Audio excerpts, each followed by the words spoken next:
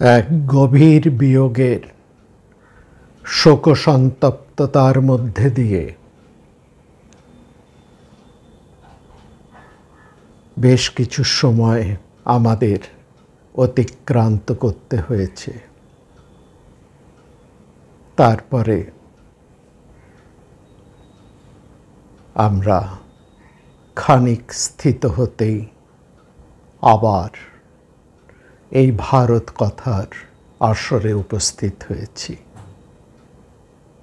এই দীর্ঘ শোকসন্তপ্ত আর্তচিত্তের সময় আপনারা যারা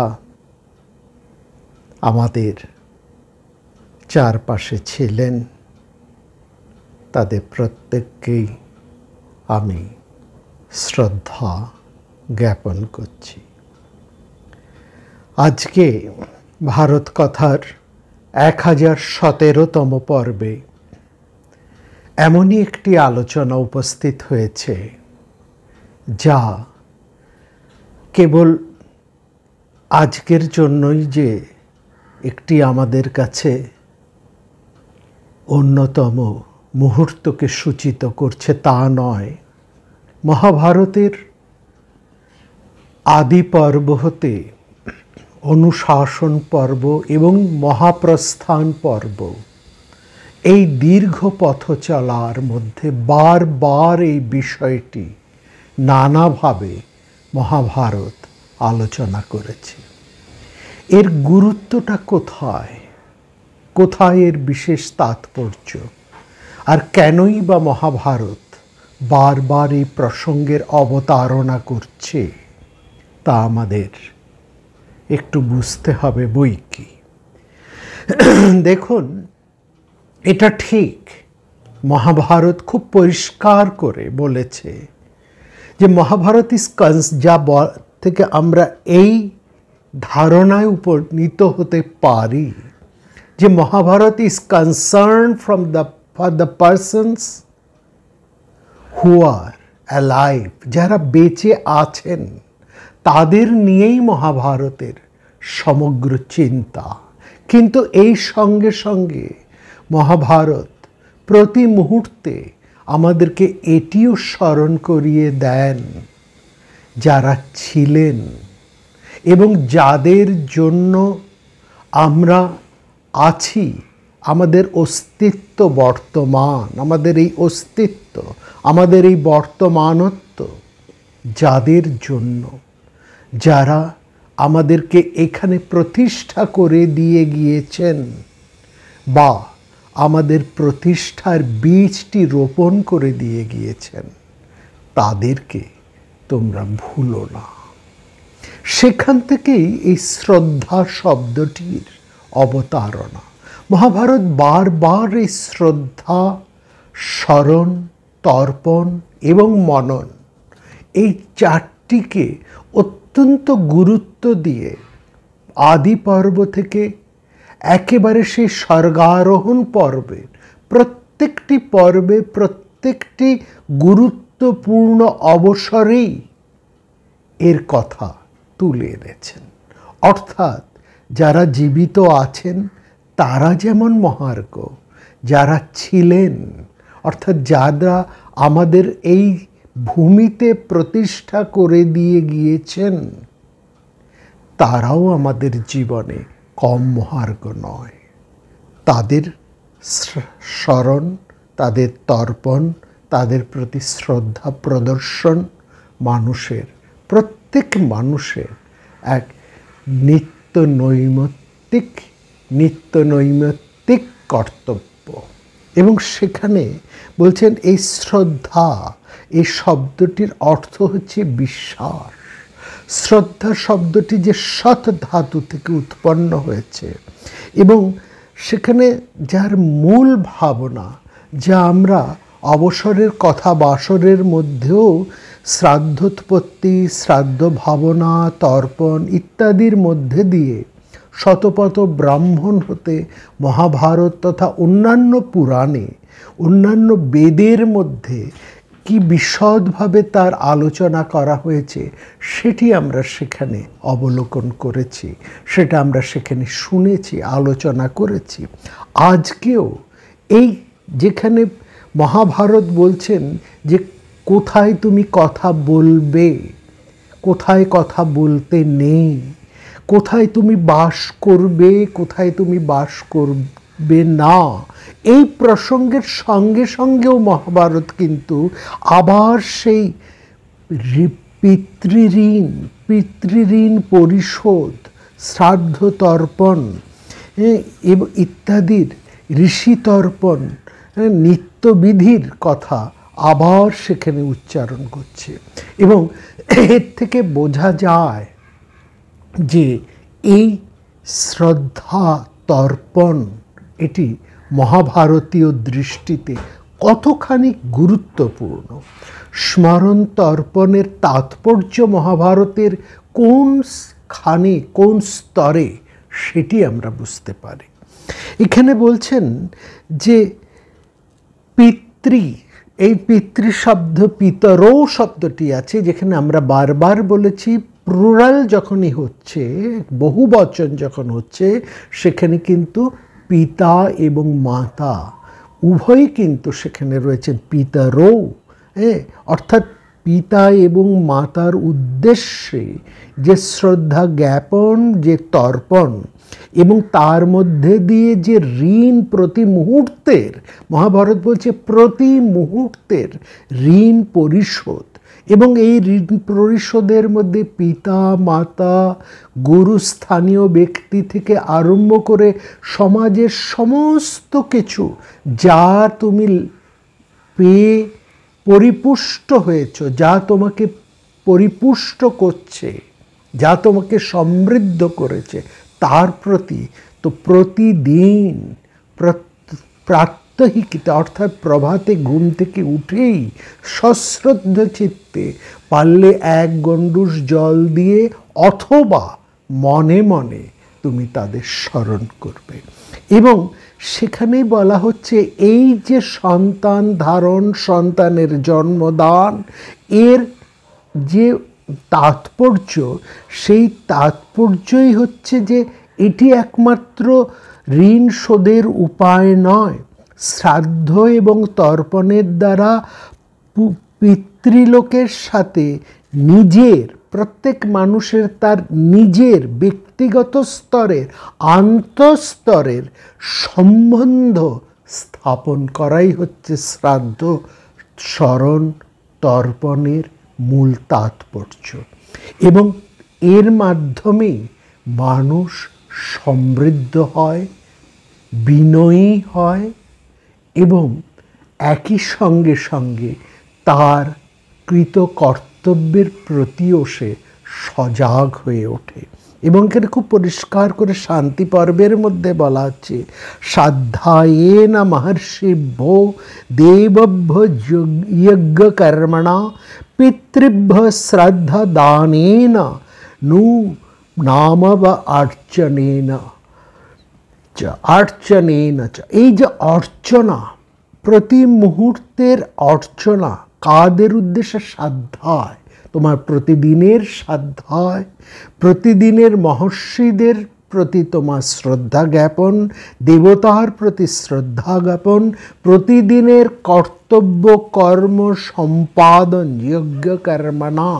যজ্ঞ কর্মণা কেবল অর্থ হচ্ছে প্রতিদিনের তোমার কর্তব্য সম্পাদন, যে যেই স্থানে আছো, যার যা কর্তব্য, এর মাধ্যমে এই সমস্ত কর্তব্য করবার মধ্যে দিয়ে, প্রতিদিনের কর্তব্য কর্ম সমাপনের মধ্যে দিয়ে, স্বাধ্যায়ের মধ্যে দিয়ে, অধ্যয়ন অধ্যাপনার মধ্যে দিয়ে মহর্ষিদের ঋণ, দেব ঋণ, পিতৃঋণ, সংসারের আর যাবতীয় যার যার কাছ থেকে তুমি ঋণী, তাদের প্রত্যেকের প্রতি শ্রদ্ধা দানেন নম অভ্যর্থনার্চনেন, তাদের প্রতি তুমি তোমার শ্রদ্ধা জ্ঞাপন করো, তোমার প্রণাম নিবেদন করো।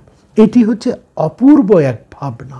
এখানে বারবার এই প্রসঙ্গটি এসছে মহারাজ যুধিষ্ঠির পিতামহকে শান্তি পর্বের এই আলোচনার মধ্যেই আমরা দেখছি যে এইখানেই মহারাজ যুধিষ্ঠির পিতৃপুরুষদের উদ্দেশ্যে যারা গত হয়েছেন তাদেরকে কিভাবে স্মরণ করবেন, এবং সেই সঙ্গে তিনি বলছেন এই মহাযুদ্ধে আমি আমার সমস্ত আত্মীয় স্বজন বন্ধু বান্ধব নিকটস্থ এবং বহু মানুষকে হারিয়েছি। বহু মানুষ আমার জন্য কেবলমাত্র আমার রাজ্য লিপ্সার কারণে তারা আজ নিহত হয়েছে। তাদের প্রতি আমি আমার কৃতজ্ঞতা কিভাবে প্রকাশ করব, তাদের প্রতি আমার ঋণ কি করে আমি পরিশোধ করব। এই ঋণ তো পরিশোধ্য নয়, অপরিশোধ্য। তখনই সেখানে উপস্থিত ছিলেন বিখ্যাত সমস্ত ঋষিরা। মহামতি ভীষ্ম তাদের দিকে একবার তাকিয়ে তিনি আরম্ভ করলেন সেই শ্রাদ্ধ এবং তর্পণের মূল তাৎপর্যের কথা। এই তাৎপর্যের কথা মহাভারতের সর্বত্র বলা হয়েছে, আমরা বলছি। এবং এইখানে ভীষ্ম যা বলেছেন, যাজ্ঞবল্ক্য যা বলেছেন, অন্যান্য বিখ্যাত ঋষিরা যেমন বলেছে, যেমন সনত সুজাত তিনিও কিছু বলছেন। অনেক ঋষিরাই ভীষ্মের সঙ্গে একই সঙ্গে পরপর তারা কথা বলেছেন, এবং তাদের সমস্ত কথাকেই একটু সামগ্রিক করে আমরা এই পর্বে খানিকটা তুলে ধরার একটা চেষ্টা করছি। সেখানে বলা হচ্ছে যে তার তর্পণ বিধির প্রথাও সেখানে চলে এসছেন, এবং এই তর্পণ বিধির মধ্যে বলছেন যে আপন বংশীয় যারা এই সংসার ত্যাগ করে মায়া ত্যাগ করে চলে গেছেন তাদের উদ্দেশ্যে যেমন তুমি জলাঞ্জলি দান করবে, তেমনি তোমার লোকান্তরিত সমস্ত প্রিয় সুহৃদ আত্মীয়বর্গের উদ্দেশ্যেও তুমি তর্পণ করবে। সেই সঙ্গে যে সমস্ত মানুষ এই সংসারে অগ্নিদগ্ধ হয়েছেন, অগ্নিদগ্ধাশ্চ যে লোকে যারা চলে দগ্ধ হয়েছেন, নানাভাবে যারা দগ্ধ হয়েছেন, এই সংসারের জ্বালা যন্ত্রণায় যারা দগ্ধ হয়ে এই সংসার ত্যাগ করেছেন, তাদের উদ্দেশ্যে তারা তোমার পরিচিত হতে পারে, অপরিচিত হতে পারে, তারা তোমার আত্মীয় সুহৃদ হতে পারে, নাও হতে পারে, অন্য কোনো কুলের হতে পারে, অথবা অনেক অন্য সময়ের হতে পারে।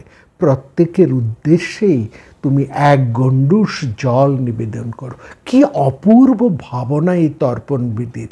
এবং এই ভাবনা থেকেই লক্ষ্য করবেন আমাদের যে আসন্ন মহাপূজা, সেই মহাপূজার প্রাক্কালে অমাবস্যায় আমরা সমস্ত প্রাণীর উদ্দেশ্যে, যেমন নিজের কুল নিজের আত্মীয় স্বজন সুহৃদ তাদের উদ্দেশ্যে যেমন, সেই সঙ্গে সমগ্র পৃথিবীর সমস্ত মানুষ যারা প্রয়াত হয়েছেন, প্রেত শব্দের অর্থ যারা প্রকৃষ্ট রূপে প্রয়াত হয়েছেন, প্রকৃষ্ট রূপে যারা অন্য লোকে গমন করেছেন, পরলোকে গমন করেছেন, তাদের প্রত্যেকের উদ্দেশ্যে, এবং যারা অগ্নিদগ্ধ বিষদগ্ধ বা অন্য কোনোভাবে যারা যন্ত্রণায় দগ্ধ হয়ে মারা গিয়েছেন তাদের উদ্দেশ্য, যাদের আছে এবং যাদের কোনো আত্মীয় পরিজন নেই, প্রত্যেকের উদ্দেশ্যে এক গণ্ডূষ জল।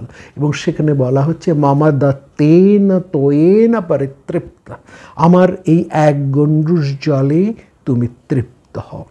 এখানে ঋষি তর্পণও রয়েছেন। এই ঋষি তর্পণের মধ্যে যেমন পুলস্ত, বশিষ্ঠ, পুলহ, অঙ্গিরা, ক্রতু, কশ্যপ সমস্ত পিতৃস্থানীয় ঋষিদেরকে যেমন জলতর্পণ করা হয়, তেমনি ভীষ্মের উদ্দেশ্যেও জলদান করা হয়। এরা প্রত্যেকেই মহাযোগেশ্বর এবং পিতৃলোকের অধীশ্বর তারা। এবং এটিকে বলা হচ্ছে এটি তোমার নিত্য বিধি। এই যে শ্রাদ্ধ তর্পণ, সেটা কি কেবলমাত্র কোনো আমার কেউ বিয়োগ হলে তবেই? বলছে না, এটা তোমার নিত্য বিধি হবে, প্রত্যহ স্মরণ করবে এবং তাদের উদ্দেশ্যে তর্পণ শ্রদ্ধা দান প্রত্যেক সন্তানের কর্তব্য। এবং কি অপূর্বভাবে সেখানে বলা হচ্ছে, নদী মাসদ্য কুর্বিত প্রত্যান পিণ্ড তর্পণম, প্রতিদিন স্নানের সময় তুমি এক গণ্ডূষ জল সেই জলাশয় থেকে তুলে প্রত্যেকের উদ্দেশ্যে, অর্থাৎ স্মরণ এবং মরণ, যাদের কল্যাণে তুমি আজ অধিষ্ঠিত, তাদেরকে তুমি বিস্মৃত হও না, তাদের প্রতি তোমার জন্য কখনই কোনো অশ্রদ্ধা না আসে, তাদেরকে তুমি নিত্য স্মরণ করো, তাদের দ্বারা যে তুমি আজ প্রতিষ্ঠিত হয়েছ এই ভাবনা থেকে তুমি কখনোই সরে এসো না, যত বড়ই হও না কেন। মনে রাখবে, এই ঋষি, তোমার পিতৃ দেবতারা, তোমার অধ্যাপকেরা এবং সমাজের প্রত্যেক মানুষের অবদানেই কিন্তু আজ তোমার প্রতিষ্ঠা। এবং সেখানে এই তর্পণের কালটিও বলেছেন যে প্রত্যেক অমাবস্যা তিথিতে, প্রতিদিন যদি না পারো, প্রত্যেক অমাবস্যা তিথিতে বিশেষভাবে তুমি তর্পণ করবে। পিতৃগণ অমাবস্যাতে, দেবতারা পূর্ণিমাতে জলাদি প্রাপ্তির আশা করে থাকেন। অতএব অমাবস্যাতে পিতৃতর্পণ এবং পূর্ণিমাতে দেবতর্পণ অবশ্যই করার হয়। এবং বলা হচ্ছে, এই যে তুমি শ্রদ্ধা তর্পণ করছো, কেন করব, তার ফলটা কি, সেটিও কিন্তু মহাভারতে খুব চমৎকারভাবে শান্তি পর্বের মধ্যে বলা হচ্ছে। বলছে, যে চ শ্রদ্ধানি কুর্বন্তি তীর্থং তীর্থং প্রজার্থিনঃ সুবিশুদ্ধেন মনসা দুর্গারি তরন্তিতে, তোমার সর্বপ্রকার দুর্গতি থেকে তুমি রক্ষা পাবে।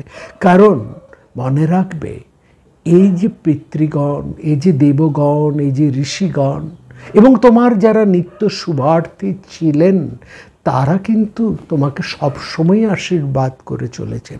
তাদের আশীর্বাদের শক্তিই তোমার হচ্ছে সবচাইতে বড় শক্তি। এর ফলেই তুমি অটুট স্বাস্থ্য, উৎকৃষ্ট সম্পদ এবং সর্বপ্রকার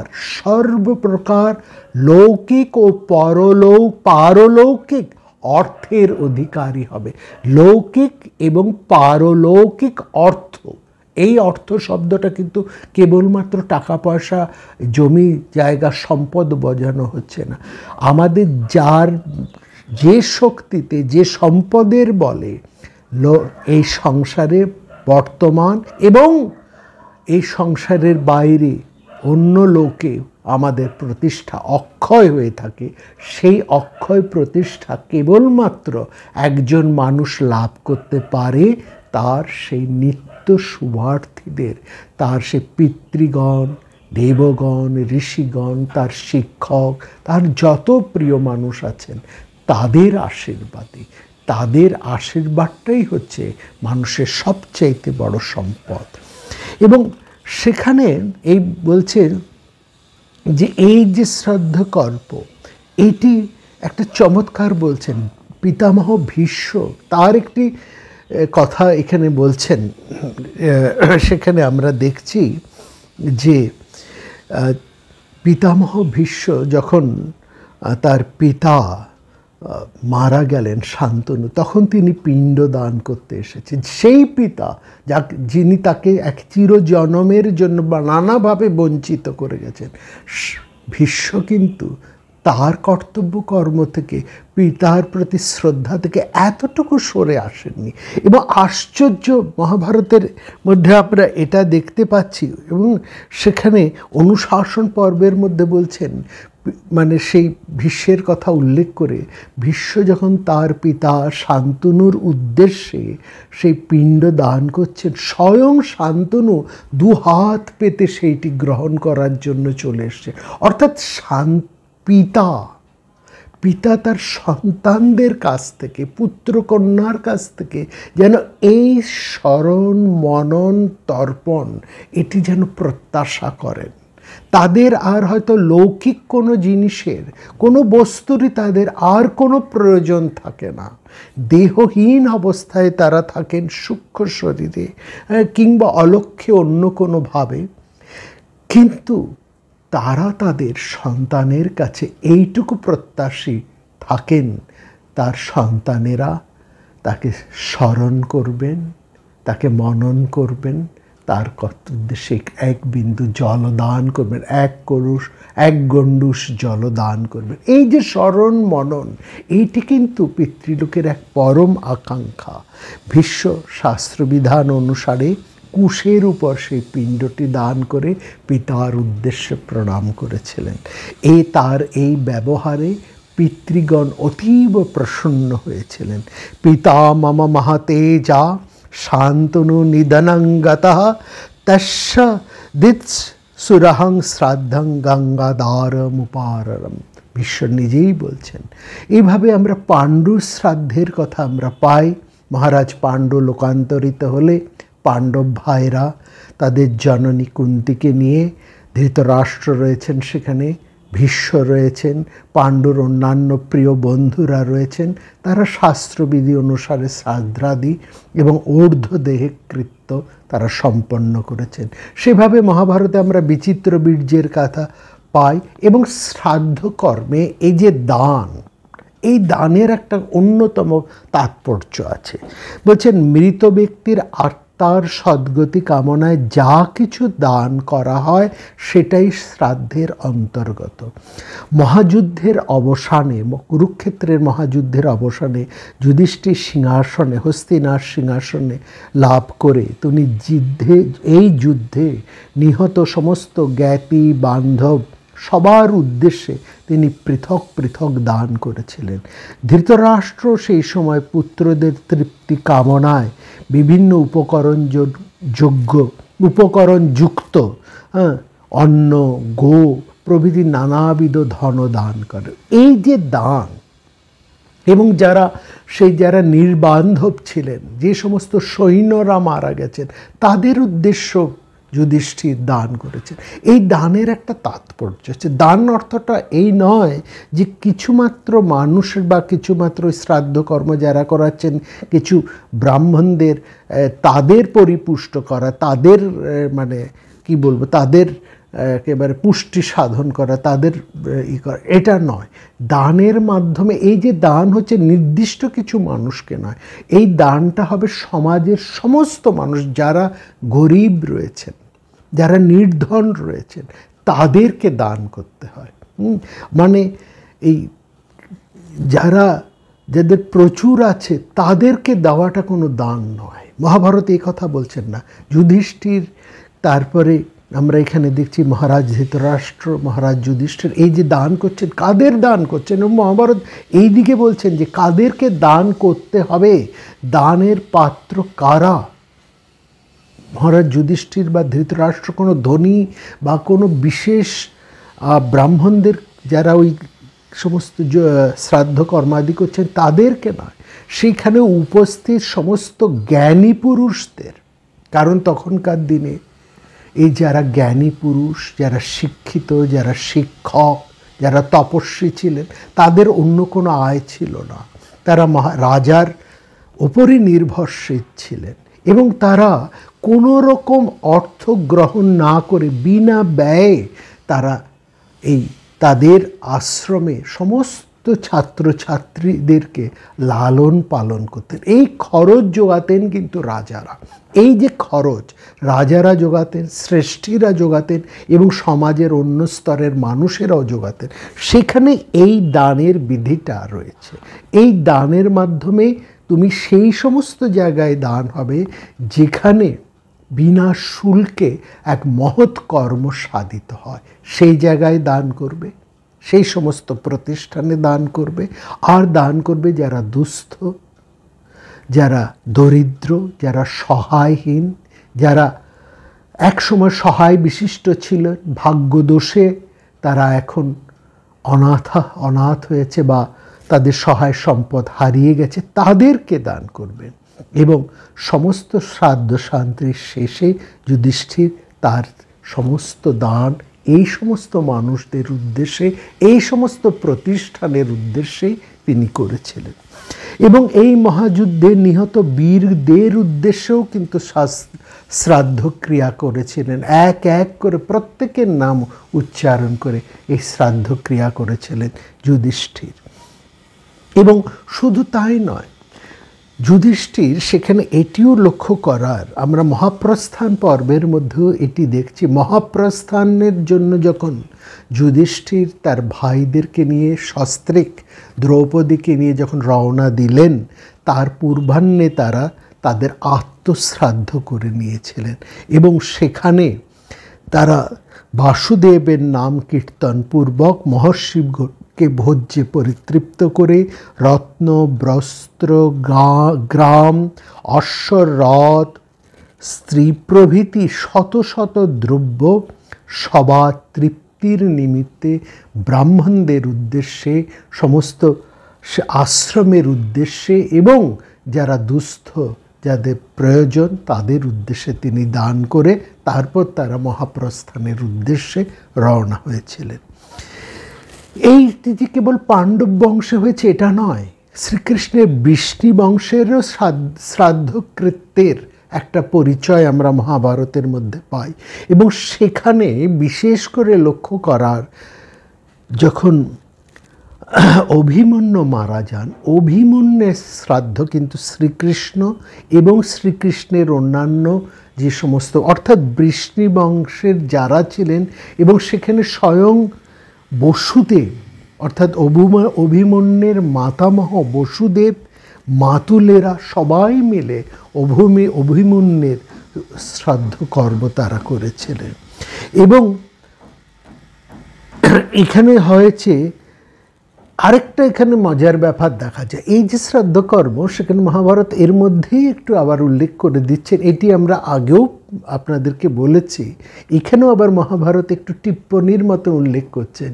পাণ্ডবেরা যখন যতুগৃহ দাহনের পর তাদের যখন আর খোঁজ পাচ্ছিলেন না, তখন ধৃতরাষ্ট্র ভেবেছেন পাণ্ডবেরা মারা গেছে, শকুন্তী তাদের জননী সহ। সুতরাং সেখানে ওই ধৃতরাষ্ট্র অন্যান্য সবাইকে নিয়ে সমাত্রিক পাণ্ডবদের শ্রাদ্ধকর্ম করেছিলেন, যদিও সেটি পরে তাদের খোঁজ পাওয়া গেছে। যাই হোক, এই খবরটিও সেখানে আছে। মহাভারতের মধ্যে আত্মশ্রাদ্ধের কথা বলা আছে, বিশেষ করে পরিণত বয়সে প্রব্রজ্যা গ্রহণ কালে, অর্থাৎ ব্রহ্মচর্য, তারপরে গার্হস্থ এবং এই যে বানপ্রস্থ, এবং বানপ্রস্থের পর যে সন্ন্যাস, এই চতুর্থ বা চরম আশ্রমের, এই সন্ন্যাস আশ্রমে প্রত্যেক মানুষই কিন্তু তখন আর সংসারের থেকে আসক্তি ত্যাগ করে তারা এই বানপ্রস্থি হতেন, এবং বানপ্রস্থি থেকে অনেকেই তারপরে সন্ন্যাস নিজেদের সাংসারিক যে আসক্তি, যে মোহ, তার থেকে তারা মুক্ত হতেন। তো এই প্রব্রজ্যা গ্রহণকালে প্রথমেই তারা আত্মশ্রাদ্ধ করতেন। তার একটা দীর্ঘ বিবরণ মহাভারতের মধ্যে রয়েছে। সেখানে পরবর্তী সময়ে আমরা ধৃতরাষ্ট্রাদি, কুন্তী, বিদুর, তারা যখন সেই অগ্নিদগ্ধ হয়ে মারা যান, তাদের শ্রাদ্ধের কথাও মহাভারতে রয়েছে। এরকম বিভিন্ন রয়েছে। এই যে শ্রাদ্ধ, এই শ্রাদ্ধের প্রধান ফল কি? এই শ্রদ্ধা তর্পণ, তার প্রধান ফল কি? আমরা দেখলাম মহাভারত সেখানে বলছেন, শ্রাদ্ধের মধ্যে বলছেন যে নিত্য শ্রাদ্ধ হচ্ছে সবচাইতে গুরুত্ব। প্রতিদিন ঘুম থেকে উঠে একজন মানুষ সে প্রত্যেককেই স্মরণ করবে, তার পিতৃপুরুষদেরকে কেবল নয়, সমস্ত জ্ঞানী পুরুষ, সমস্ত শিক্ষক, সমাজের প্রত্যেকটি মানুষ যাদের দ্বারা উপকৃত হয়েছে, সে কোনো না কোনোভাবে তারা তাকে জীবনের এই জায়গায় প্রতিষ্ঠা দিয়েছেন, তাদের উদ্দেশ্যে স্মরণ মনন, এইটি হচ্ছে নিত্য শ্রাদ্ধ। এবং এই নিত্য শ্রাদ্ধ আছে, তারপরে আছে নৈমিত্তিক শ্রাদ্ধ। নৈমিত্তিক শ্রাদ্ধ হচ্ছে কোনো একটি বিশেষ, যদি আমার বাড়িতে কোনো একটি বিশেষ অনুষ্ঠান হয়, এটি সামাজিক অনুষ্ঠান হতে পারে, ধর্মীয় অনুষ্ঠান হতে পারে। দেখবেন প্রত্যেকটি আমাদের সামাজিক অনুষ্ঠানের পূর্বাহ্নে আমরা একটি শ্রাদ্ধের আয়োজন করি, এটাকে বলে অভ্যুদয় শ্রাদ্ধ বা আভ্যুদায়িক শ্রাদ্ধ। তার কথা আমরা বিশেষভাবে আলোচনা করেছি। অর্থাৎ আজ আমার এই আনন্দের মুহূর্তে আমার সমস্ত পিতৃপুরুষ যারা গত হয়েছেন তাদেরকে আমরা স্মরণ করছি। আমি স্মরণ করছি সেই সব মানুষদেরকে যাদের আশীর্বাদে আজকে আমি এই আনন্দ অনুষ্ঠানের আয়োজন করতে সক্ষম হয়েছি। এরকম আমাদের প্রত্যেকটি সামাজিক অনুষ্ঠান, বিবাহ, অন্নপ্রাশন থেকে আরম্ভ করে যত ধরনের সামাজিক অনুষ্ঠান আছে, এবং সেই সঙ্গে সঙ্গে যত ধরনের আমাদের ধর্মীয় অনুষ্ঠান আছে, তার আগেও আমাদের একটি এই শ্রাদ্ধের, যেমন আমরা বলেছি দুর্গাপূজার পূর্বে এই যে মহালয়া, এই হচ্ছে পিতৃপুরুষদের উদ্দেশ্যে স্মরণ। আমার বাড়িতে যা কিছু উৎসব হবে, সামাজিক হতে পারে, ধর্মীয় হতে পারে, তার পূর্বাহ্নেই আমি আমার অতীত সবাইকে সশ্রদ্ধভাবে স্মরণ করে তাদের আশীর্বাদ কামনা করেই তারপরে আমি এই বৃহৎ কর্মে অগ্রসর হবে। কি অপূর্ব ভাবনা এটি! এবং সেখানে কারা আসবেন? সমস্ত গুণবান অতিথির সমাগম। অতিথি যারা হবে তারা যেন গুণবান হন। অর্থাৎ এই শ্রাদ্ধ কর্মের এখানে স্বয়ং মহর্ষি উতঙ্ক এটি বলছেন এই তুমি যে নিমন্ত্রণ করবে তোমার এই মহৎ স্মরণ তর্পণ অনুষ্ঠানে, সেখানে যেন বাপুহে গুণবান মানুষেরা থাকেন যারা তোমার এই কর্মের মর্যাদাটা বুঝতে পারেন।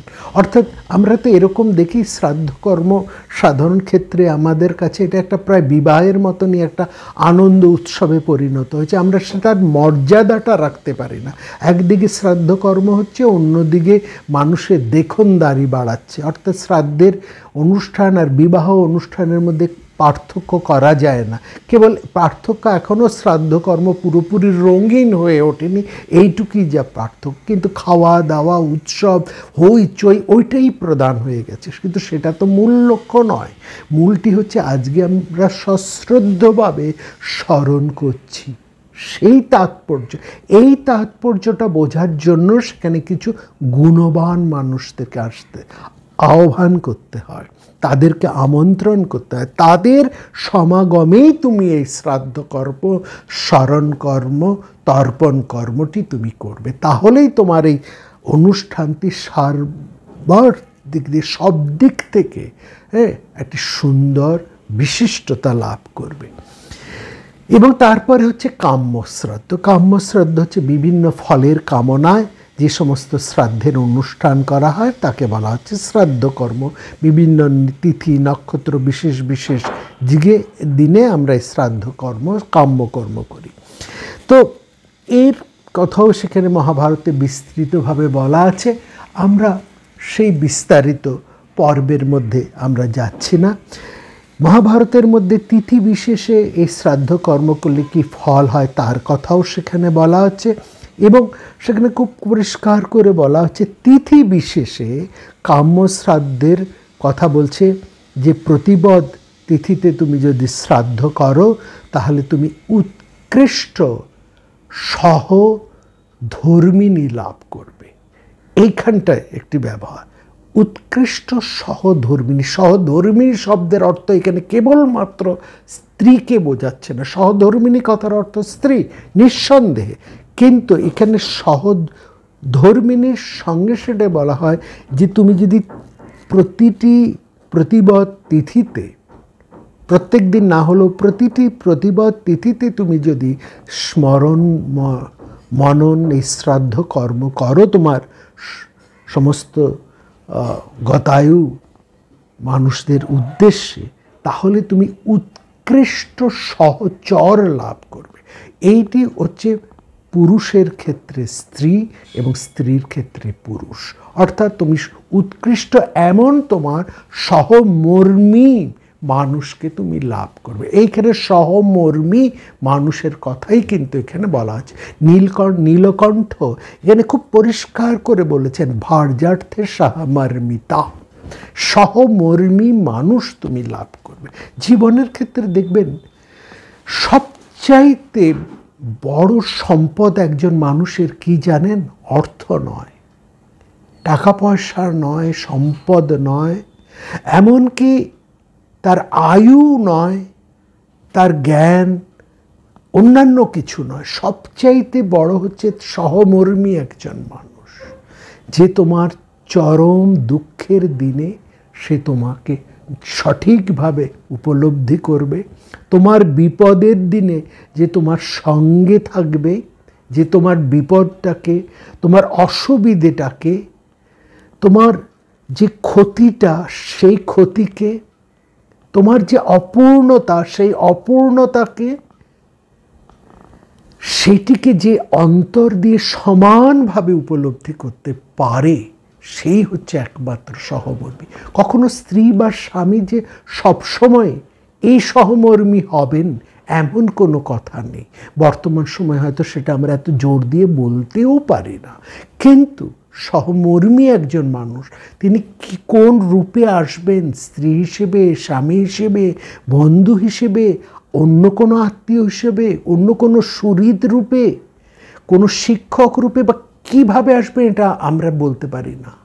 তিনি প্রকৃতই ঈশ্বর, যিনি সহমর্মী হচ্ছেন ঈশ্বর। সেরকম কোনো মানুষকে যদি আমরা জীবনে পাই, জানবেন ঈশ্বরই তিনি ওই রূপে আমাদের কাছে অবতীর্ণ হয়েছেন। এইখানেই বলা হচ্ছে সহমর্মিতার গুরুত্ব।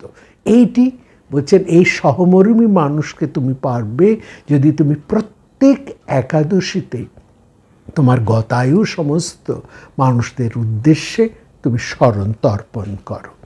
তারপর এইভাবে বলছে, দ্বিতীয়ায় সুদর্শন দুহিতা, তৃতীয়ায় অশ্ব, চতুর্থীতে পশু, পঞ্চমীতে বহু পুত্র সম্পদ, ষষ্ঠীতে দিব্যকান্তি, সপ্তমীতে প্রচুর শস্য, অষ্টমীতে বাণিজ্য সমৃদ্ধি, নবমীতে অসংখ্য একখুর পশু, দশমীতে গোসম্পদ, একাদশীতে উৎকৃষ্ট বস্ত্রপাত্র, বহুবর্চীয় বহুপুত্র গুণবান পুত্র, দ্বাদশীতে নানাবিধ ধনরত্ন, ত্রয়োদশীতে শ্রেষ্ঠ জ্ঞাতিত্ব, মানে তোমার জ্ঞাতিরা সব ভালো ভালো মানুষ হবেন, জ্ঞাতি শ্রেষ্ঠতা যেটা খুব প্রয়োজন। আত্মীয় স্বজন সবচাইতে শত্রু হন, সুতরাং তুমি ভালো জ্ঞাতি পাবে, তোমার আত্মীয় স্বজনরা তোমার সত্যি আত্মীয় হবেন, যাদেরকে তুমি সত্যি আত্মার আত্মীয় বলতে পারবে। এবং চতুর্দশীতে যুদ্ধ নৈপুণ্য ইত্যাদি ইত্যাদি কথা বলা আছে। কিন্তু একাদশী কথাটি হচ্ছে সবচাইতে গুরু, সহমর্মিতা তুমি লাভ করবে। প্রত্যেকটি প্রয়োজন, প্রত্যেকটিরই গুরুত্ব আছে, কিন্তু সব কিছু ছাপিয়ে যেন সেই একাদশীটি এত গুরুত্বপূর্ণ আছে। এই জন্য একাদশী ব্রতেরও এত মাহাত্ম্য আছে। একাদশী ব্রতের অনেক মাহাত্ম্য আছে, এটা অন্য কোনো সময় আমরা আলোচনা করব। এবং সেখানে বলা হচ্ছে, কৃষ্ণপক্ষের চতুর্দশীকে বাদ দিয়ে দশমী থেকে অমাবস্যা পর্যন্ত যে 5টি তিথি, সেটা শ্রাদ্ধের পক্ষে অতিশয় প্রশস্ত। নক্ষত্র বিষয়ে ফলের কথা বলা আছে, সেই বিস্তৃতির মধ্যে আমরা যাব না। সেখানে মহাভারতের মধ্যে অক্ষয় গয়ায়, অক্ষয় বটের বিষ্ণু পাদপদ্মে সেই পিতৃপুরুষের উদ্দেশ্যে জলতর্পণ, শ্রাদ্ধ তর্পণের কথাও বলা আছে। শ্রাদ্ধে কি কি প্রশস্ত দ্রব্য তুমি দেবে, এখানে তোমার কত বিত্ত আছে, সম্পদ আছে, দেখনদারি না, এগুলো নয়। শ্রাদ্ধের প্রশস্ত দ্রব্য কি কি হবে এবং তার তাৎপর্য মহাভারত কিন্তু পরিষ্কার করে বলছে, সেগুলো কি কি। প্রথমেই বলছেন ঘৃত, তিল, উৎকৃষ্ট তণ্ডুল মানে উৎকৃষ্ট চাল, ভাঙা চাল না, কম দামি চাল নয়, মধু, দুগ্ধ, এগুলো হচ্ছে শাস্ত্রের প্রশস্ত দ্রব্য। একদম খুব পরিষ্কার করে এখানে বলা আছে। এবং এটি শান্তি পর্বের মধ্যে আছে, অনুশাসন পর্বের মধ্যে আছে, আদি পর্বের মধ্যে আছে এবং স্বর্গারোহণ পর্বের মধ্যেও আছে। সেখানে বলা আছে, পাত্রম্বরং গৃজ্জং মধুমিশ্রং তপোধন পরমান্নেন যদগ্ধৎ পিতৃনামোপহারিকম তিলোদকঞ্চ যদগ্ধৎ পিতৃণং মধুনা সহ। এখানে দেখুন ঘৃত, ঘৃত শব্দের অর্থ হচ্ছে তেজ। তুমি তোমার সমস্ত তেজকে একত্রিত করে পিতৃপুরুষদের উদ্দেশ্যে স্মরণ করবো এবং মনে রাখবে তাদের কল্যাণেই তোমার এই তেজ, তোমার এই যে তেজ, এই তেজটি লাভ করেছো তাদের জন্য, সুতরাং তোমার সমস্ত তেজের অগ্রভাগ তুমি তাদেরকে দান করবে। তিল, তিল হচ্ছে এই যে সমস্ত শ্রাদ্ধ কার্যের মধ্যে তিল হচ্ছে লাবণ্য। তিলের মধ্যে যে তৈলর কথা হচ্ছে লাবণ্য। অর্থাৎ এই যে যখন কারো কোনো বিয়োগ হয়, আত্মীয় বিয়োগ বা সংসারে যা কিছু পরিজন বিয়োগ হয়, তখন সেটা একটা রুক্ষ হয়ে ওঠে। এই শ্রাদ্ধ কর্মের পূর্বাহ্নে সে স্নান আদি করে তেল মেখে তার একটা লাবণ্য, একটা কান্তি ফিরে আসে। মানুষ যেন কান্তিহীন না হয়, লাবণ্যহীন না হয়, দেহে এবং মনে, বাইরে এবং অন্তরে তার লাবণ্য যেন বজায় থাকে। এটা মহাভারত বারবার বলছে, তুমি তেজিয়ান হবে অন্তরে বাহিরে। তারপরেই বলা হচ্ছে লাবণ্য। এই তেজের অর্থ ঘৃত, লাবণ্যের অর্থ হচ্ছে তিল। এই দুটি অতি প্রশস্ত, সমস্ত এই দুটি ছাড়া কোনো যোগ্য কর্ম হয় না। তারপরে বলছে উৎকৃষ্ট তণ্ড, যা তুমি দেবে। শ্রাদ্ধকর্ম যেমন তেমন জিনিস দিয়ে শ্রাদ্ধকর্ম করবে না। ওই স্মরণ মনন করতে হয়, ওই 2-5 টাকা দিয়ে একেবারে ছুঁড়ে বাহাতে না, ওরকম না। শ্রদ্ধায়ং দদতি যজত, যা তুমি দেবে শ্রদ্ধার সঙ্গে দেবে, এবং সেটা তোমার ক্ষমতা অনুসারে সবচাইতে উৎকৃষ্টতা দেবে। এখানে আবার সাবধান করেছে, এই উৎকৃষ্টতা দেখাতে গিয়ে বাপুহে আবার তুমি তোমার ক্ষমতা দেখিয়ে ফেলো না, সে কথাও কিন্তু আসছে মহাভারতে, আসবো সেখানে। সেখানে এই জন্য বলা হচ্ছে উৎকৃষ্ট তণ্ডুল। উৎকৃষ্ট তণ্ডুল মানে উৎকৃষ্ট চাল, যা তুমি দান করবে, যা দিয়ে তুমি খাওয়াবে, সেটা যেন নিম্ন স্তরে না, তোমার ক্ষমতা অনুসারে যেটা ভালো সেটা দিয়েই তুমি করবে। মধু হচ্ছে আমাদের জীবনী রস। সেখানে মধু হচ্ছে আনন্দের উৎস। তোমার এই যে আনন্দ, আমরা তো বলেছি শ্রাদ্ধ কেবল পারলৌকিক ক্রিয়া নয়, নিত্যদিনের উৎসবে সামাজিক এবং ধর্মীয়, তার পূর্বাহ্নেও আমরা আমাদের পিতৃপুরুষ সবাইকে স্মরণ করি, তাই না?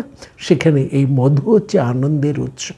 তোমাদের আশীর্বাদেই আজ আমার এই আনন্দ যাপনের ক্ষমতাটুকু হয়েছে, এই অধিকারী হয়েছে। তার পূর্ব মুহূর্তে আমার সমস্ত মধুর ঊর্ধ্বভাগ আমি তোমাদেরকে স্মরণ করছি।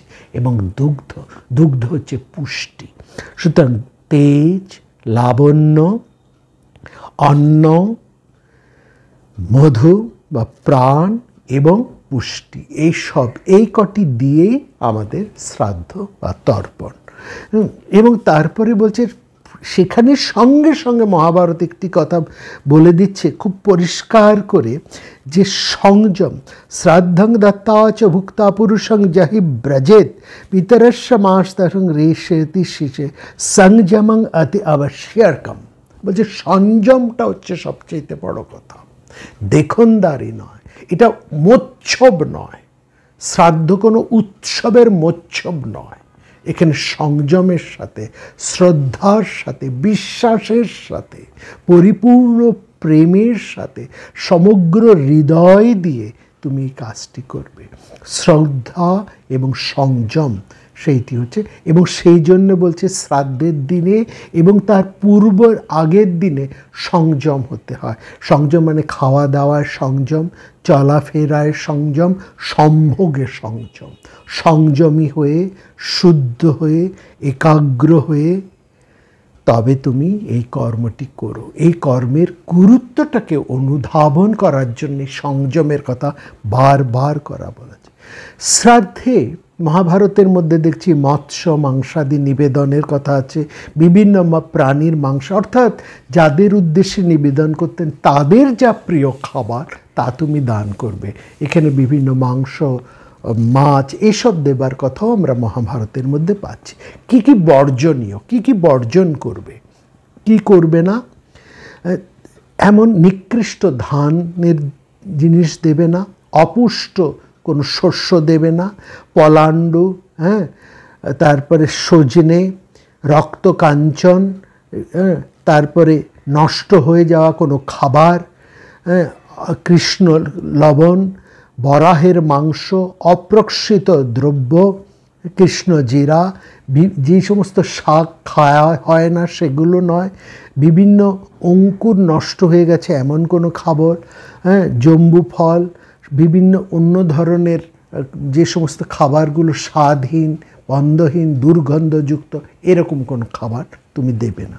শ্রাদ্ধে কখনোই কোনো নিম্ন স্তরের মানুষকে আহ্বান করবে না। বারবার বলছে শ্রাদ্ধে, যেমন এখানে বলা আছে গুণবান মানুষদেরকে ডাকতে, সেখানে আমরা দেখেছি শ্রাদ্ধে আনবেন সমস্ত সজ্জন মানুষদের, গুণবান অতিথির সমাবেশে শ্রাদ্ধ করবে।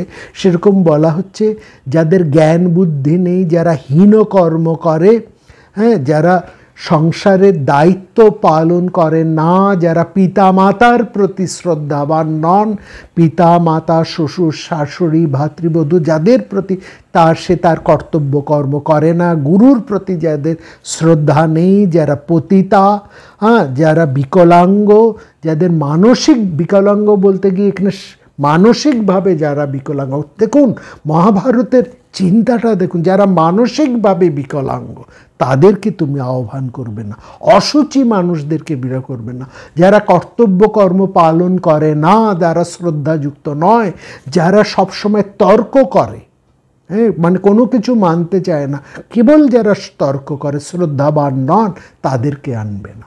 এবং যারা তোমার এই কর্মের প্রতি অসূয়াপরায়ণ তাদেরকেও তুমি আহ্বান করবে না। এরা এই সমস্ত শ্রাদ্ধ কর্মে, শ্রদ্ধা তর্পণ স্মরণ অনুষ্ঠানে একেবারে বর্জনীয়।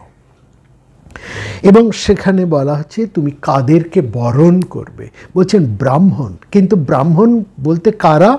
এখানে বলছেন ব্রাহ্মণ অর্থে আমরা কিন্তু বারবার বলেছি যারা শিক্ষিত, যারা দীক্ষিত, যাদের মেধা আছে, যাদের বিদ্যা আছে, যাদের বংশ কৌলিন্য আছে, যাদের জ্ঞান আছে, যাদের সদাচার আছে। এবং শুধু তাই নয়, বলছেন এই রকম মানুষদেরকে তুমি শুধু আছে বলে ডেকে নিয়ে আসবে না, তাদের কুল, শীল, বয়স, রূপ, বিদ্যা, বিনয়, ব্যবহার প্রত্যেকটি জিনিসকে বিশেষভাবে লক্ষ্য করে পরীক্ষা করে তারপরে তুমি সেই মানুষদেরকে তুমি ওই কর্মে বরণ করবে বা উপস্থিত থাকার জন্য তাদেরকে আমন্ত্রণ করবে।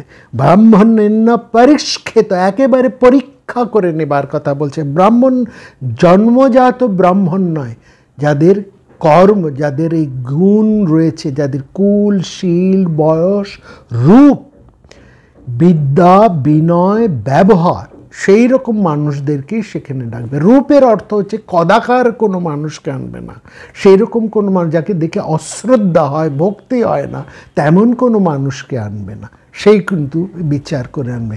অর্থাৎ তাদের কুলের বিচার, শীল অর্থাৎ গুণ, গুণের বিচার, তাদের বয়সের বিচার, তাদের রূপের বিচার, তাদের বিনয়ের বিচার এবং তাদের সদাচার এবং ব্যবহারের বিচার করবে।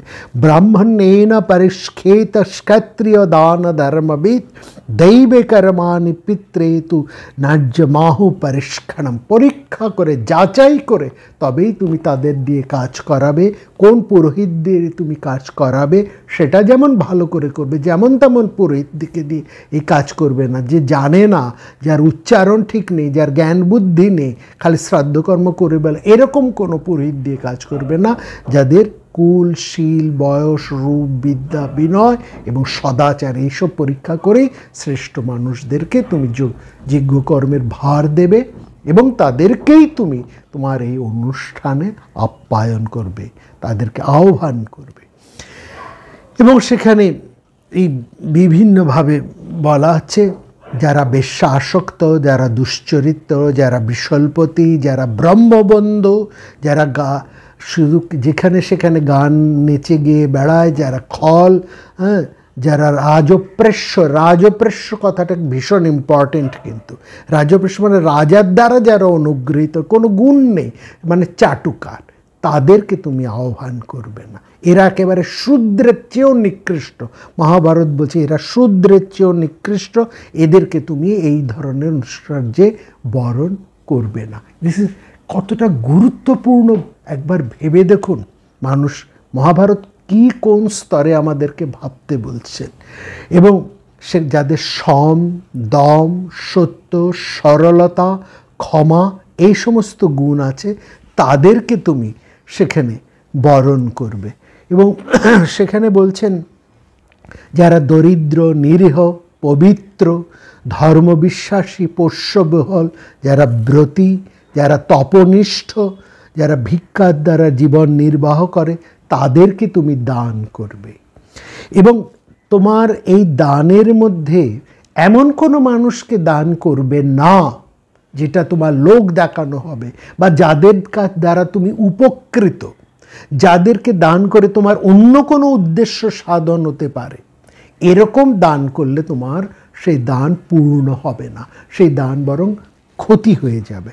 অর্থাৎ সেখানে তুমি যেমন চরিত্র দেখবে, এবার তোমার দিক থেকেও যে দান করবে তুমি, সেই দানের মধ্যে যেন বিশেষ কোনো উদ্দেশ্য না থাকে।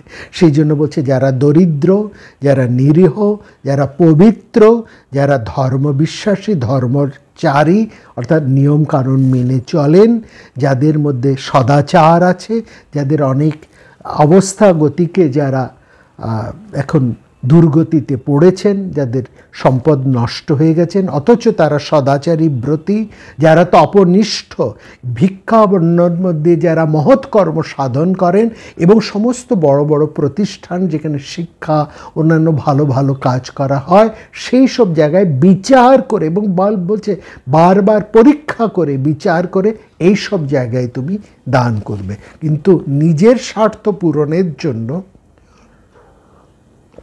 নিজের কোনো উদ্দেশ্য পূরণের জন্য তুমি দান করবে না। ওটা তৈলমর্দন, ওটা তৈলমর্দন হয়ে যায়, ওটা দান হয় না। এবং যারা যারা সমাজের অপাংতেয় মানুষ, অশ্রদ্ধেয় মানুষ, তাদেরকে তুমি কোনোভাবেই দানও করবে না, নিমন্ত্রণও করবে না। তারা কারা, তার একটা দীর্ঘ লিস্ট মহাভারতের মধ্যে বলা হচ্ছে।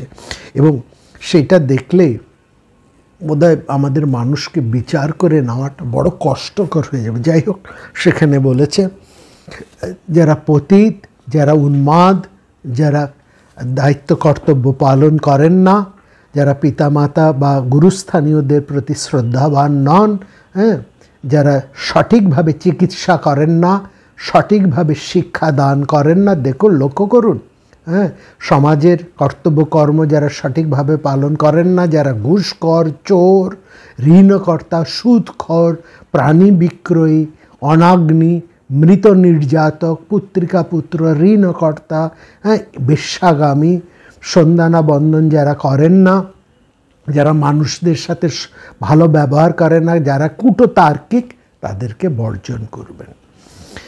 এবং সেখানে বলছে এই তুমি কিভাবে করবে শ্রাদ্ধ কর্ম, বলছে প্রথমেই বলছে সামর্থ্য অনুসারে তুমি করবে। দেখনদারি করতে গিয়ে ঘটিবাটি বিক্রি করে আবার করতে যেও না। পিতৃক্ষেত্রে ব্রাহ্মণ পরীক্ষার কড়াকড়ি নিয়ম দেখে মনে হচ্ছে গুণসম্পন্ন ব্রাহ্মণকে যেমন তুমি করবে, সেরকম নিজের আর্থিক অনুসারেই, আর্থিক অবস্থার অনুকূল পরিবেশকে রক্ষা করে আর্থিক অবস্থার অনুরূপ ব্যয় বিধানই তুমি করবে। এই বিধান কিন্তু মহাভারত দিয়ে দিচ্ছে। কোনো রকম জোর করে নয়, কোনো রকম দেখনদারি করে নয়, তোমার যা ক্ষমতা তার মধ্যে দিয়ে উৎকৃষ্ট, যতদূর সম্ভব ভালো করা যায়, উৎকৃষ্ট করা হয় সেখানে করবে।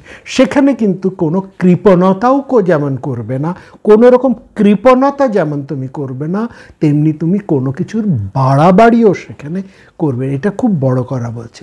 এবং সেখানে অধিক সংখ্যক ব্রাহ্মণ বরণকেও নিন্দনীয় করা আছে। লোক দেখাবার জন্য তুমি ভালো ভালো ব্রাহ্মণকে প্রচুর পরিমাণে ডেকে এলে, এটাও তোমার হচ্ছে আরেক ধরনের তোমার আর্থিক ক্ষমতার, তোমার নিজের ক্ষমতার প্রদর্শন। শ্রাদ্ধ কিন্তু সংযম, এখানে প্রধান হচ্ছে সংযম, প্রদর্শন নয়, তোমার ক্ষমতার প্রদর্শন নয়, সংযম, সংযমের মধ্যে রেখে। এবং সেখানে বলা হচ্ছে শুধু মহাভারত নয়, সমস্ত পুরাণ সংহিতাও এই একই কথা বলা হচ্ছে। এবং সেখানে শ্রাদ্ধের অধিকারীকে বলছে পুত্র যেমন অধিকারী, পুত্র মাত্রেই কিন্তু অধিকারী নয়। মহাভারতের এই জায়গাটা বর্ণনা, অর্থাৎ সন্তান মাত্রেই শ্রাদ্ধের অধিকারী নয়। যে সন্তান পিতামাতার প্রতি কোনো দায়িত্ব পালন করেননি, গুরুর প্রতি কোনো কর্তব্য কর্ম করেননি, সংসারের কোনো ক্ষেত্রে যে কর্তব্য হতে বিমুখ পালিয়ে বেরিয়েছে, কর্তব্য কর্ম করেননি, সে শ্রাদ্ধ কর্মের অধিকারী নয়। মহাভারতের এই বিধানটি ভালো করে মনে রাখবেন। সন্তান মাত্রেই কিন্তু শ্রাদ্ধের অধিকারী হয় না। সে তার কর্তব্য কর্মটি করেছে কিনা, পিতামাতার প্রতি তার দায়িত্ব পালন করেছে কিনা, গুরুর প্রতি তার দায়িত্ব পালন করেছে কিনা, সমাজের প্রতি সে দায়বদ্ধ এবং সে দায়িত্ব পালন করেছে কিনা, এগুলো হচ্ছে বিচার্য। শ্রাদ্ধের পরে আমাদের যে গঙ্গায় অস্থি বিসর্জন, ব্রাহ্মণদের সঙ্গে যে বিবাহ করা, এবং এর কথাও মহাভারতের রয়েছে। এবং এই শ্রাদ্ধ কর্মের মধ্যে দিয়ে সমাজের যে একটা বিরাট অংশের উপকার হয়, এটি হচ্ছে সেই শ্রাদ্ধের দানের মূল তাৎপর্য। দানের মাধ্যমে, যেটা আমরা আগেও বলেছি, শ্রাদ্ধ দানের মূল উদ্দেশ্য হচ্ছে এই দানের মধ্যে দিয়ে সমাজের একটা উপকার সাধিত হয়। শান্তি পর্বে, শেষকালে আমরা শান্তি পর্বের এই শ্রাদ্ধের শব্দের, এই শ্রাদ্ধ অনুষ্ঠানের, এই তর্পণ স্মরণ মনন অনুষ্ঠানের যে অন্তর তাৎপর্য খুব অপূর্বভাবে শান্তি পর্বের মধ্যে আলোচনা আছে। আমরা সেইটুকু আপনাদের সামনে তুলে ধরে আজকের আলোচনা থেকে বিশ্রাম নেব। এখানে বলা হচ্ছে যে এই যে তোমার যাদের মাধ্যমে আমরা এই জীবন লাভ করেছি, অর্থাৎ আমাদের পিতা মাতা, যাদের শুক্র শনিতের মাধ্যমে আমরা এই দেহ লাভ করেছি, হ্যাঁ, এইটাই মর্ত জীবনেই তারা একমাত্র আমাদের সঙ্গী নন। তাহলে আমরা পিতা মাতাকে অনন্তের সাথে যুক্ত করতে পারি না। বলছে যাদের দ্বারা তুমি এই সংসারে জন্মগ্রহণ করেছ, এটি একমাত্র তাদের পরিচয় নয়। মানুষ পিতামাতাকে অনুভব করে। বলছে একজন প্রকৃত সন্তান সে তার জনক জননীকে অনুভব করে তার জৈবিক পিতা বা জৈবিক মাতা এর মধ্যে কেবলমাত্র নয়, সে তাকে অনুভব করেন তার ব্যক্তিগত সীমাকে পার করে।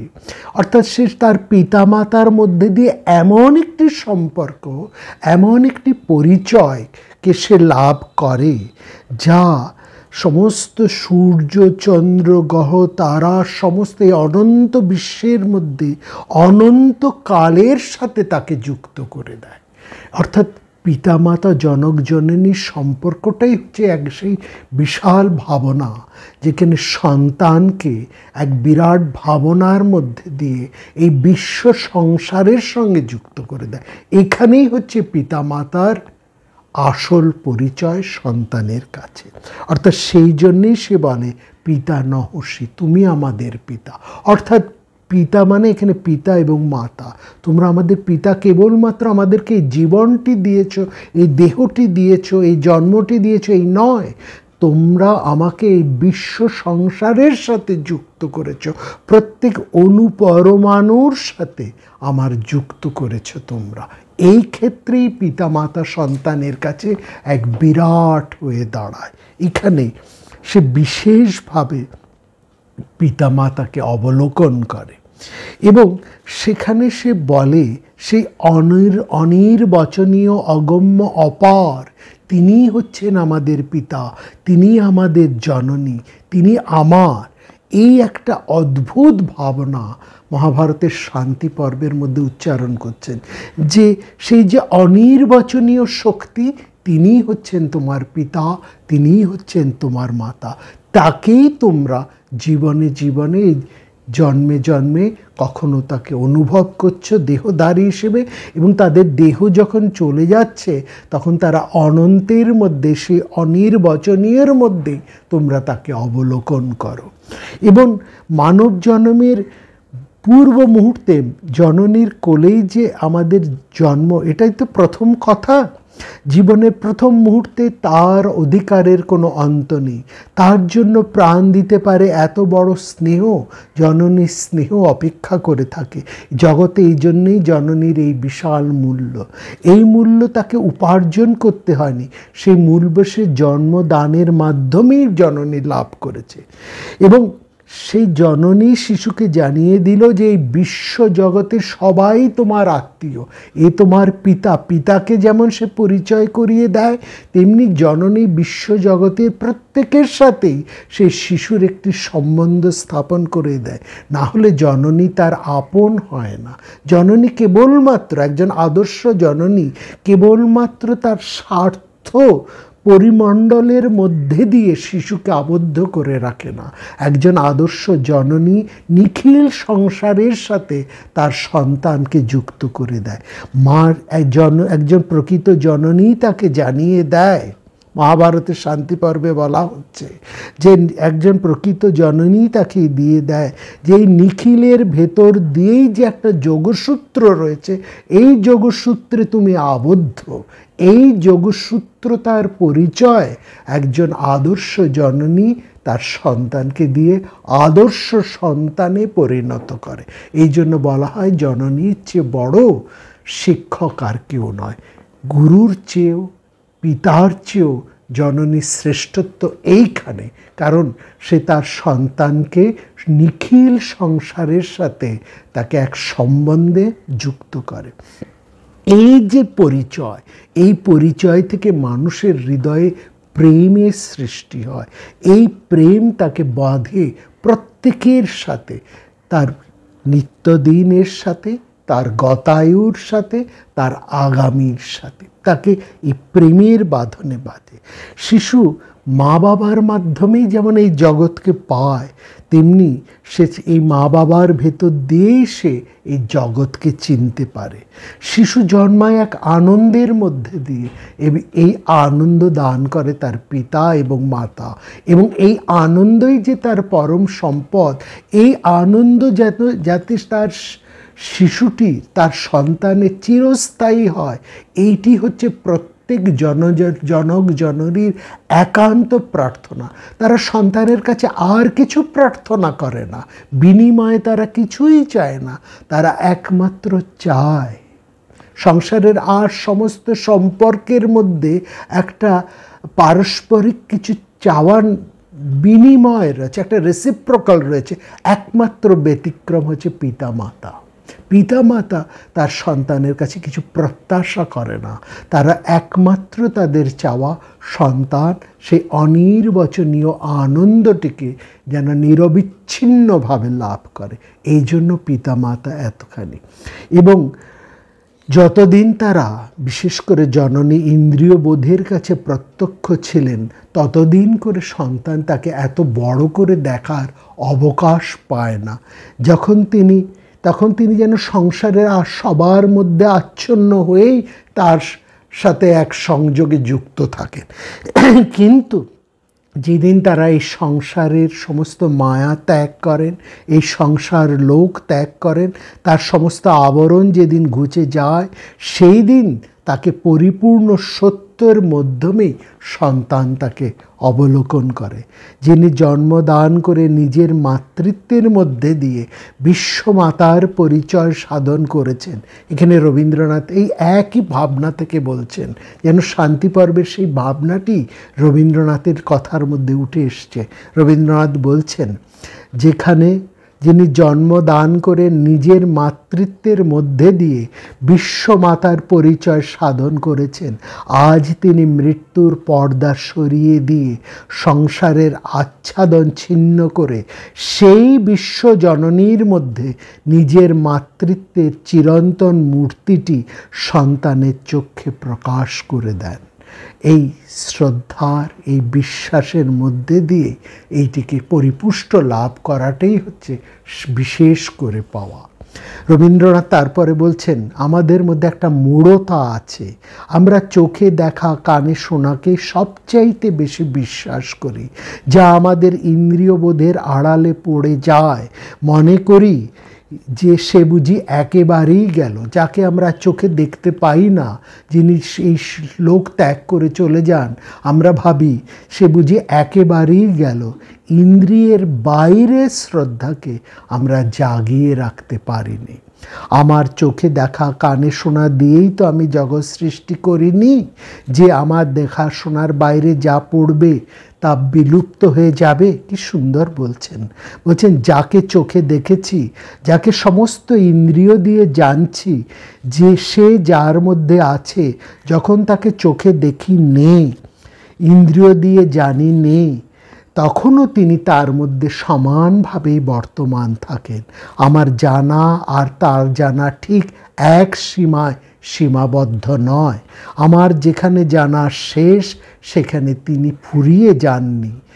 আমি যাকে দেখছি নে, তিনি তাকে দেখছেন, আর তার সেই দেখার নিমেষ পড়ছে না।